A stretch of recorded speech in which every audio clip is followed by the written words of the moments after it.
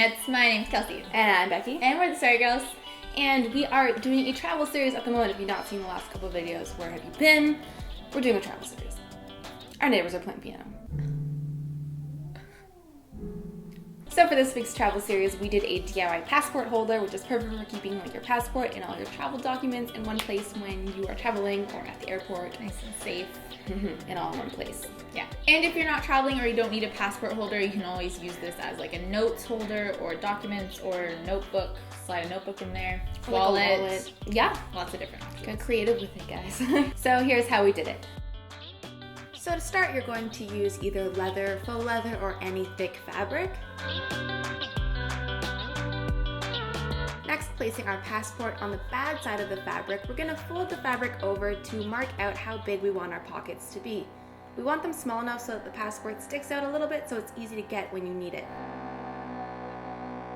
We're also going to add about ½ an inch on the other side so that our passport holder closes nicely. And fold the whole thing in half from that midpoint.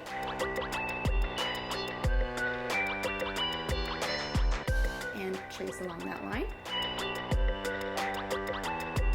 Next, laying our passport back down again, we're going to measure how tall we want it to be. So we added about ½ an inch on each side so that our pocket was tight enough but not too loose. And using a ruler just helps to make sure that all your measurements are the same and equal.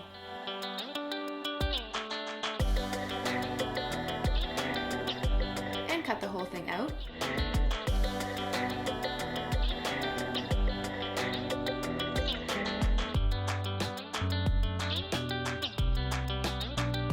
Next, we're going to remark out those pockets, so fold our fabric over. And using some pins, we're going to hold this into place.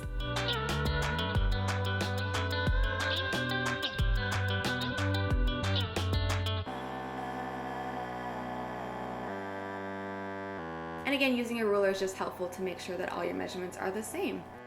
Next, you want to go in and hand crease the edges. This just makes sure that everything lies nice and flat. Then just using either a sewing machine or some hand stitching, we're going to add 2 really simple straight lines here and here.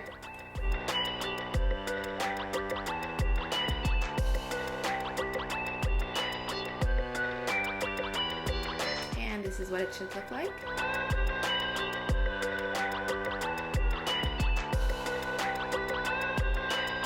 And lastly, for the design, we're going to be using a Sharpie paint pen. Just make sure that you pick up the oil-based paint ones or else it won't stick to your fabric.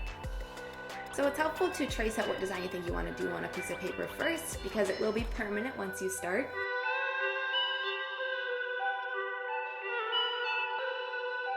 So we did the whole thing with one thin line and then went back in with the Sharpie marker and thickened up some of the lines to give it a more finished, kind of calligraphy-esque look. And that's it.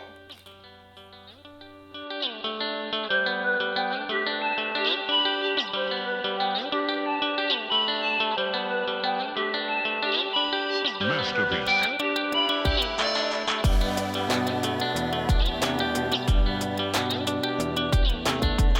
We hope you guys really like this DIY and that you find it useful if you are traveling. And in last week's video, we told you if you didn't want to stamp it, you could use the painting marker technique. Well, if you don't want to use the painting marker technique, you could stamp it like we did in last week's video. So check that out for an alternate technique for like customizing and writing words on your passport holder. If you guys do make any of our DIYs, like always, please send them to us on like our Instagrams and our Twitters and Facebooks and Tumblr and all that because we love to see when you guys do our DIYs. It's really exciting for us. And I like when you guys do them better. I'm like, what? Which happens a lot of the time and I'm like, the student has become the master. Yeah, like Becky will show me, she's like, look at this one. I'm like, they did it so well. Yeah, it's Why true. did I think of that? You guys are like so talented.